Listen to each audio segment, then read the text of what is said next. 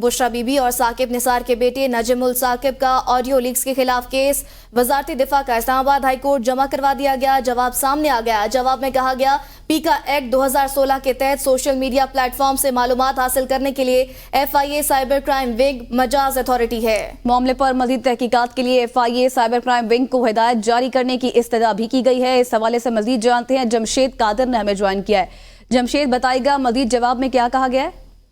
जी बिल्कुल, वजारत दफा की जानिब से जो जवाब जमा करवाया गया इस ऑडियो लीक में, उसमें ये जो 6 नुकात थे उन पे ये जवाब मुश्तमिल था। तो ये भी बताया गया कि ऐसे मुत्तद जो टूल्स हैं वो मौजूद हैं जिनसे ऑडियो रिकॉर्ड की जा सकती है, या फिर यह ऑडियो खुद कॉल करने वाला रिकॉर्ड करता है जो बाद में रिलीज कर देता है। इसके साथ साथ उन्होंने ये भी बताया कि इस तरह की प्लेटफॉर्म्स भी मौजूद हैं जो कम पैसों के एवज इस तरह की ऑडियोज जो हैं वो रिकॉर्ड करते हैं और बाद में उन्हें रिलीज कर देते हैं। इस हवाले से आज जो वजारत दफा ने अपना बयान जमा करवाया है उसमें यह बताया है कि इस तरह के जितने भी जो पीका एक्ट 2016 है उसके तहत इस तरह की इंक्वायरीज के लिए साइबर क्राइम FIA के जो साइबर क्राइम विंग है उससे खिदमात अंजाम ली जाती हैं और इसके लिए जो आज इसके बाद की जो कार्रवाई है उसके लिए FIA को अहकाम जारी किए जाएं कि FIA इस मामले में मजीद जो है वो तफ्तीश को आगे बढ़ाए। जी, मजीद तहकीकात के लिए FIA को हिदायत जारी की जाएंगी। बहुत शुक्रिया जमशेद कादिर।